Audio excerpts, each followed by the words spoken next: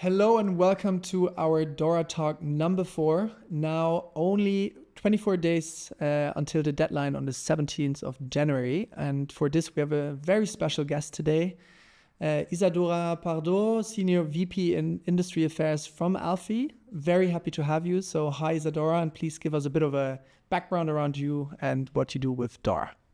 Hello, Leonard. Thank you for having me here. It's a great pleasure to be here and to be discussing DORA with you. So I'm Isadora Pardo, and I work for Alfie, where I lead and coordinate the working group on all digital matters. And obviously in 2024, DORA was one of the main topics that we covered. It's probably going to be also one of the main topics in 2025. So DORA is here to stay. Very happy to answer some questions and maybe shed some light on DORA. Perfect. And as I know, you have also a background in tech, right? And now also in the fund industry. So you kind of bring together the expertise of two worlds. So I think also what is required on all the user side for DORA. So I think would be a perfect combination to give some personal insights as well, maybe. Yes, of course, because I have a background as a risk manager. I've been risk manager for management companies here in Luxembourg, but also in the past, I've been working in consulting and implementing softwares for the fund industry, like investment restrictions, NAV control and analysis, and providing some help to some management companies looking to find some fintechs, just like you are. So yes, very much on both the tech side and the fund industry side. So Alfie for me was just the perfect fit to pass on the knowledge, do this knowledge building and facilitating some of the common work, mutualized work with the fund industry. Great. No, thanks, because this is also very much what we want to achieve here during the talks, to actually bring closer to people what is DORA, what is expected, where are we going, and what is required. As I said at the beginning, T minus 24 days, working days. I actually counted them. So yeah, maybe you can give us a bit of a hint, a bit of an impression that you have currently at the moment, right? So where is the market standing? Kind of also what is Alfie doing to advocate and to kind of, distribute the knowledge around DORA and help some of your members to be ready for this famous 17th of January? Yes, I'll try that. So the first thing we can say about the fund industry is that when DORA started and came into force beginning of 2023, the fund industry was not really feeling in the DORA mood. Like if you look at the banks, for instance, the banks had the EBA guidelines, and the EBA guidelines already provided some of the backbone that DORA is also bringing. Mm-hmm. The investment funds had, in Luxembourg, they already had something, which is the CSSF 22806 on all the delegation activities and that reporting. So as compared to the other countries in Europe, I think that Luxembourg was pretty well off. But still, some of the main pillars of DORA were missing. And as we know, here in Luxembourg, the fund industry is very, very fragmented. You have such a wide variety of fund management companies. You have the smaller ones, you have the big ships, you have those that belong to a banking group, an insurance group. You have those who's headquartered in Europe. You have those headquartered outside Europe in various countries. Obviously, various countries outside Europe means various jurisdictions and very little knowledge about the European regulation. Mm-hmm. So the fund industry had to deal with all this. And at Alfie, we had all these questions, like individual questions starting to come up pretty much beginning of 2024. Everybody was getting in the mood. Mm-hmm. And having all these little individual questions like, okay, what do I do? The first thing that they were concerned with was the inventory of the critical and important functions, the CIF, as they said, critical and important function. So what is a critical and important function? And then if I have something, okay, that's critical, if I don't do it for 24 hours, if I don't do it for 48 hours, then pretty much I'm not doing my work as a fund management company. I could run the risk of getting out of business, getting sued, having problems with the regulator, having very heavy losses to that regard. So this is what's critical. But then when you do a critical and important function, say, I don't know, investment management, some pieces of it are very important. Some pieces of it, maybe you can delay for a week, maybe 10 days, maybe 2 weeks. So this whole analysis, that took a while.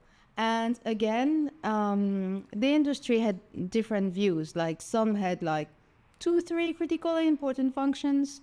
Some had a very large number of critical and important functions, up to 50 maybe. That also depends on the type of investments they're working on. Like if you have like a private asset fund that calculates NAV maybe once or twice a year, then the little pieces that are related to the pricing and all the NAV calculation, these are not so critical because you can live a couple of weeks without doing them. If you have a usage that's calculating every day, then obviously you need to do that on a daily basis. So we had to deal with all this heterogeneity, and so we started with some working group discussions that were obviously led with the consultations on the RTS and ITS of DORA, because there were so many pieces of RTS that there was a lot of work for the working group. But then we thought, okay, maybe we want to take the asset managers in a room, just like family and friends like, so that they could exchange without having some consultants trying to sell them a service, or without, just peers exchanging on their approach with regards to DORA. And we worked with them on the critical and important functions. What are they? What criteria did you take? What kind of analysis? Did you use the business impact analysis? Did you use something that also the banks are doing, which is confidentiality and integrity analysis of the data? So these were all aspects that we worked on the critical and important functions. Then contractual arrangement came into concern, because when you have your critical and important functions, then you want to fill in the register of information, and you also need to update the contractual arrangement with all the different clauses that are put into DORA. And then at the same time, there was this uncertainty, because not all of the RTS, ITS were out. And still today, in December, we're missing one piece of RTS, which is the one piece on subcontracting, pretty substantial text as well. So we have an idea what it's going to look like, but some critical aspects of it are still a bit fuzzy. So that's why I think this is going to be a topic also for next year. So the one ITS on the register of information was just out at the beginning of December. So there were some adjustments to make as well.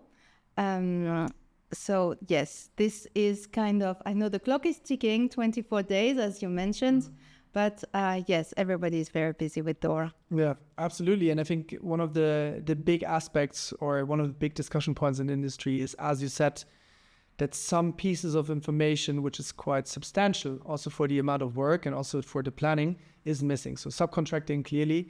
Now, we at least last week had an official announcement from the CSSF in terms, and also we have to some degree final register, but especially staying with subcontracting, right? So I think there's multiple discussions around if it's going to be until the 2nd level or the 5th level, etc. Maybe if you can give us a heads up or a quick explanation on what is the current, let's say, bandwidth of what could come to the different providers, and just maybe give an idea about possibly, all the difficulties they will kind of have to foresee in order to be compliant, or at least to fill in as quick as possible these information points. That's a very good question, because over the course of the summer and the fall, there have been a lot of rumors on what should be in the Register of Information. And the dry run exercise was hoped by the industry to clarify some of these points, but maybe at some point didn't reach that goal. So within the dry run exercise, there was this Q&A that was performed by the ESAs, and that was really useful. And there was this question, 74 and 75, saying that the regulated financial entities providing some services would not be in the scope of the Register of Information.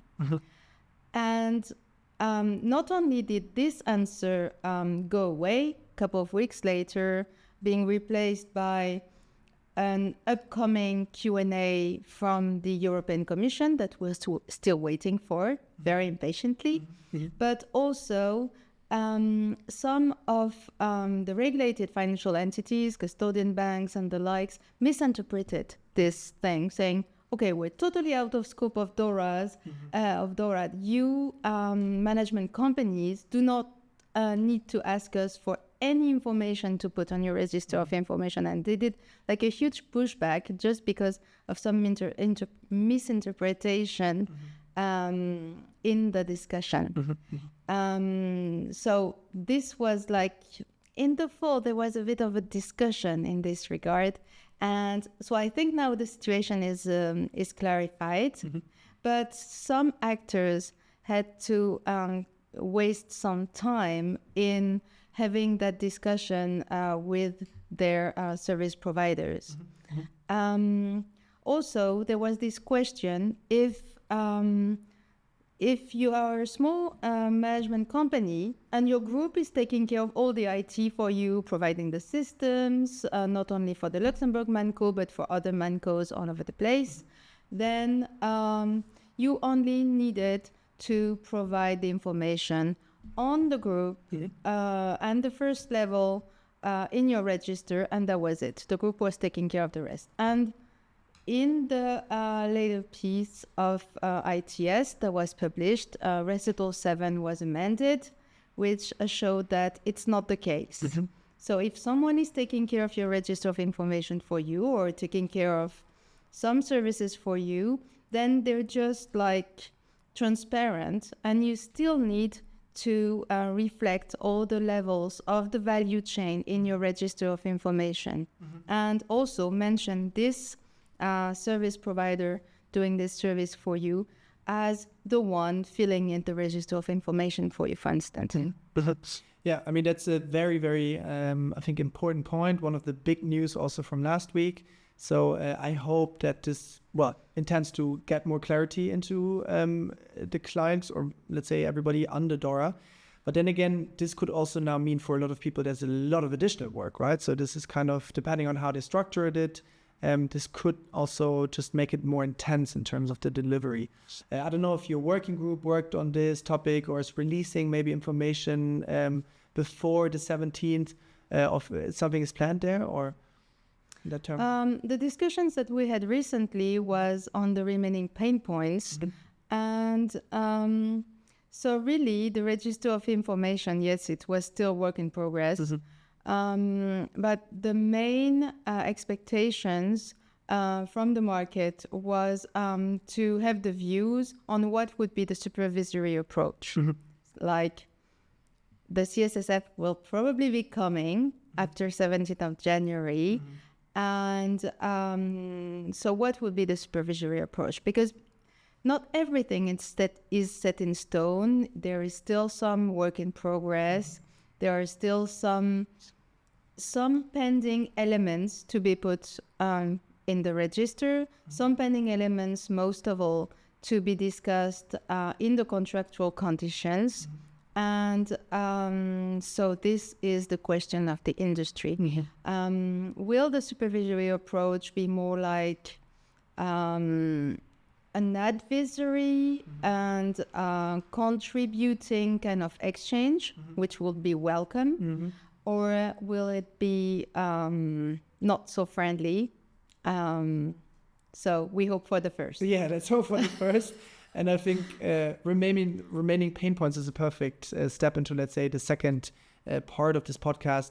Because I think this is the main value driver also here, that you really represent in some way also the knowledge and the standpoint of the industry, right? You have the working group. I think there's a lot of very expert people sitting on this working group as well. And so just to start off with is kind of, critical and important functions scope, right? I don't know, you said already some words to it. Is this something you want to add, or is this basically already well established and known? Critical and important function, I think that for most of the players we've worked with, the analysis is well performed, and they have a view on the critical and important functions that they're going to be working on and reporting on.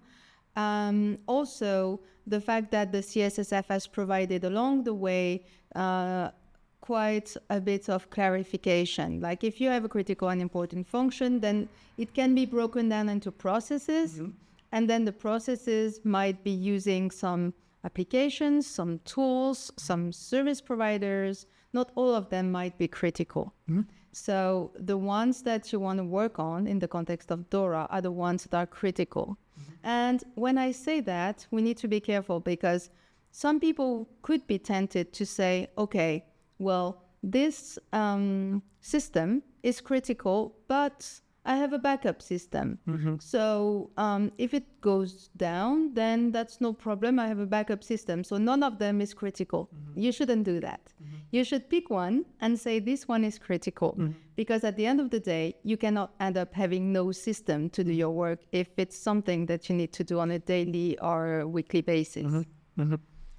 Very good point. More to add, or? No, if you have another question, then... Yeah, it's perfect already. I think we see this also a lot of times, that people are feeling the safety of saying, well, we have a backup, so we don't need any of those to be included. But I think, as you said, redundancy is also in the tech world is very important. But then again, I think safety comes first. And so at least covering the most essential absolutely has to be included.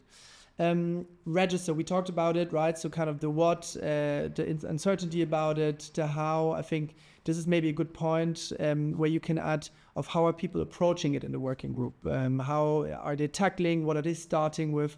I think for the first time, if you look at the register, it's kind of, let's say, very overwhelming. And so maybe some best practices and use cases of how to tackle it from your side. We didn't enter too much into the details of the technicality of the various fields. But the one thing that's important is really the contractual conditions. And I think this is where DORA regulation is something that's very different from all the regulations we might have seen in the funds industry up to now. Because usually you have a regulation and it's really focused on one area of the asset management value chain. Like, okay, you have risk management, it's for risk managers. You have something on AML, this is for compliance, maybe distribution as well, but this is like targeting one area. You have governance, okay, it's on the delegates and it's, yeah. But here you can see that it's a regulation that's concerning not only all the departments in the management company, but also all the services, all the ecosystem pretty much. Like I've been talking to service providers, to the fund accounting system providers, to the data providers, even to the Microsoft of this world. And everybody, to a certain extent, is involved or concerned by DORA. So, and at first, it was perceived as only a problem for the fund industry and the finance industry, but it's not. And I've been talking to service providers and solution providers saying, yes, I take care of having the contractual condition down the value chain, the one subcontractors that I use, to have the contractual condition in line with the DORA requirements. And I think that's very proactive. I think these guys really have a competitive advantage as compared to the one that do just a pushback on the DORA questions from their clients. So this is where I think that this regulation is very different, but also it's for the best, because then it's kind of leveling off the bargaining power that was sometimes a bit unleveled when you look at the small mancos versus the very large ship service providers who had many clients and who could, on instances, see the little manco as just a little client. No, absolutely. I think that's a very, very nice point, and I would like to stick maybe this for a second. Last week, we had an event that Fundbus did here at the Loft, where also Alvinger was there, Anaïs Soler, who gave very interesting insight and basically also told us a lot about what's the current standpoint, right? So especially around contracts, as this being probably the first major thing to do so, right? All the contract work. But then also all the different addendums that you have and also the additional information that you need. So you said you spoke also to the large ones like Microsoft as such. Do you maybe have an insight how ready they are from a perspective? Can they answer all the questions? Do they have all the answers in place? Is this going to take time because they are necessary data and answer provided to the actual fund industry that rely on them, right? Yes, of course. Well, I think it's a matter of perception, because they perceive they're ready and they perceive they've done their homework. Maybe the industry has a different view on that. Maybe the industry have done also their homework in setting up their standard contractual conditions, and maybe the two don't match. So there's still a little bit of discussion, and here this bargaining power issue obviously could be at some point an issue. So if you don't speak about these very huge ships, I could say that pretty much all the service providers are aware of DORA. They know that they need to update some contractual conditions. Sometimes they feel the burden of it and they want to monetize that extra service. So there's a lot of room for negotiation, and it could be a little bit painful. We see that the industry sometimes speak about, okay, we have two types of suppliers. We have the cooperative and the not so cooperative. I would say it's life. It's, yes, it's the diversity of this world, and that's what makes DORA challenging. We've seen that for the past 2 decades, the industry have been going through that trend of delegating some of the activities to some specialized service providers to focus on their core business.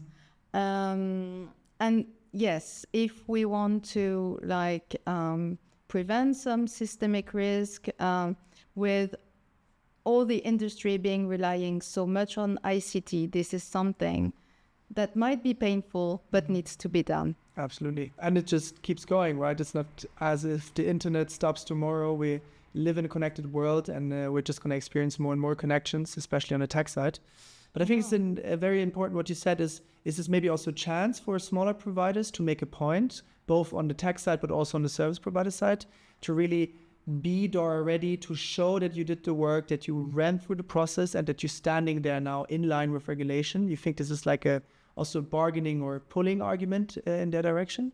Yes, I think that for those who really want to understand what the management companies and the other financial institutions need with regards to DORA, there is definitely a competitive advantage to take. Because when there were the first discussions on DORA and this whole burden, then there could be a fear that everybody would re-internalize the IT or would just rely on a few service providers that would have a stamp DORA compliant, and that the others would be out of business. But I don't think this is what's happening. And that might be the opposite, because then you would have like tier 2, tier 3 service providers who think, okay, if I'm smarter, if I show that I'm ready, that I'm really cooperating, that I understand the issues of my clients, then we can build a stronger relationship. And we see that it's all about relationships now that are building with the client and the service provider. It's something that might have gone a little bit lost over the past decade, and maybe COVID didn't help in that regard. So now straightening the relationship between the client and the service provider, I think, is really in the best interest of the industry. I agree. I think it's a good moment also to show that you take care, that also compliance is really working close. And I have to say, also in our perspective, DORA is bringing a lot of value to the providers, right? To both sides, to ensure basically to have a more resilient infrastructure, to also make a name for Europe, maybe to say, okay, we have a clear view on what's the standard there. The standard is very high, but it's working and everybody did the exercise, or at least most of it. I think this can be an extremely positive sign that we can also show, not just to European counterparties, but to the world, in my opinion. Governance, maybe as one of the other pain points to come back to this. I think we have two more that we wanted to discuss, governance and reporting of incidents. A few words maybe to governance to start with, and then we go on to incidents. So governance is all about reviewing the policies and the procedures and the risk management process to be DORA compliant. Also here, the management company had this thinking process of what's done at local level, what's done at group level, what they can take from the group level and incorporate in their whole risk management framework, what needs to be duplicated with a comply or explain type of analysis, because sometimes being a ManCo in Luxembourg, you're different from the rest of the group because you're a center for cross-border distribution. It's quite different. I could not really give like a one-size-fits-all type of view, because I can see that all the members we have in the Fund Industry Association had a different approach that was fit for purpose for their setup. But I think this is not one of the main pain points. Testing is another aspect of governance that's really important. Testing, I can see three things, like the testing for the run and the processes, for the business continuity. This is important. This was already in place, but this had to be reinforced. The exit testing is an also very important piece. And the CSSF was clear in regard to exit testing. This should not only be a tabletop exercise with a pen and paper thinking, okay, then might be we could have another service provider. No, this needs to be something that's thought thoroughly. So you have identified the alternative service providers, and you know which data would need to be migrated, and probably you need to have done a migration test. So this goes quite far in terms of requirement. And then there's threat penetration testing. Some of the actors in the industry will be in scope, and the CSSF will tell them before at the end of this year for the ones who are in scope for 2025. Great. In this regards, maybe reporting on incidents kind of fits it in some way, but again, maybe also to go from our perspective, we have the classification, right? So we need to start with the classification here. I think it's again a sense to say, okay, tech might be helpful for this, detecting, putting in your own parameters. The big parameters are there from the European Union, right? So more than 10% of your client base, then it's considered a major criteria. If you have more than 2 major criteria, it's a major ICT incident. Then again, the whole process comes to life, let's say. If you approve it as such a major incident, You have to file the A report within 4 hours. If this is done, the B report, the C report, and so on. So I think this also is something that maybe for the banks is already in place because it's part of other regulations such as NIS. But I think for a lot of the providers, it's the first time, right, to have something like an incident reporting workflow in place. So maybe some words to this point. Well, in Luxembourg, we had this circular 24847 that was issued in early January this year. And so, yes, this was kind of the implementation of DORA. A few minor details change with the latest version of the RTS, but I could say that the CSSF was very clear-sighted with regards to what the RTS would look like, and they wanted the industry to be ready for that. So since for the fund industry, this is being applied as of June this year, and for the banks, April this year, I could say that this is probably something that's behind most of the players that they already have implemented. Maybe the reports fields have changed a little bit because of the latest version of the RTS. But yes, I think that this piece should be okay for most of the players. And this is good because this is one of the aspects that I suspect the CSSF will want to have in place, up and running as of the 17th of January in 24 days. Yeah, absolutely. 24 days, as you said again. So if now we would put together all of this, obviously the whole of DORA is the most essential part, right? But to be focusing on top 3 priorities, could you maybe summarize this in your view? If for someone that is, let's say, already done a lot of work, but that might be thinking, okay, what are the most essentials I need to really look up again and go over and be certain they are 100%? First, your register of information, have that complete, have all the contractual conditions input in there. If you have some contractual conditions where you're struggling with your service provider, have an action plan. So this is really important. The reporting of incidents, this needs to be ready by day 1. So no exception in this regard. And then the governance, that needs to be squared as well. You need to have all these procedures, policies in place. And these need to be tackled with a view of what if. What if this doesn't work? This is not available as a service, as a system. What will I do? So it's a very huge what if analysis that's very important for the industry.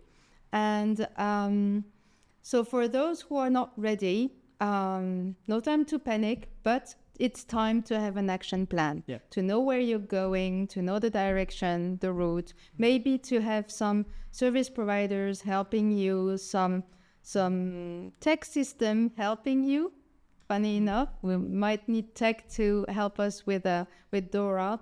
And yes, one piece of advice, because I think that our work at Alfie with the working groups and with the various knowledge sharing sessions has been very useful for the industry. Exchange with your peers. You're not struggling alone. This is the problem of everybody in the industry. So you should be sharing with your peers, learning from one another. This is really a knowledge sharing exercise. Absolutely. Like information sharing as one of the pillars, but I think this starts earlier, right? So very important point.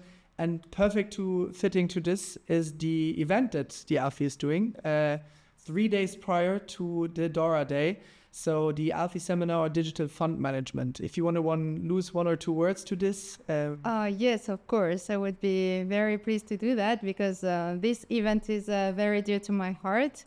And so this is the first time Alfie is doing a conference on digital finance. Obviously, day -3 for DORA. So we are going to have quite a few panels on DORA. One from the asset manager perspective, one from the service provider's perspective, how do ICT third-party service providers see DORA? Are they the bad guy, cooperative, not cooperative? We'll see that. And the last one with the CSSF, bringing their views on that. So save the date on the 14th of January in the afternoon at the Chamber of Commerce in Luxembourg. Perfect. I think everybody who's not there is really missing out. So I think that's a great one to mark. So I think we're arrived at the end already, but maybe some last inspirational words for everybody that needs the final push to see January 17 as the completed date. Anything you want to add at the end, perhaps? Well, January 17 is day 1 of DORA. There will be a day 2, a day 3, and so on. And so on. Yeah. So have a plan, really. Get ready. I think that's a good one. So Isadora, thank you very much. I think there's a lot of information here. It was great to hear also you from Alfie, also having these insights from the industry. And I think a very positive session to say, listen, this is an exercise. If you do it, embrace it. It's going to make a benefit for you. It's going to make your environment safer as well. So very, very good outlook. Thanks for this. And thank you for coming to the Loft for the session. Thank you, Leonard, for this session. It's been very nice being with you and very nice sharing with all of you for this insight. Thank you. Thanks.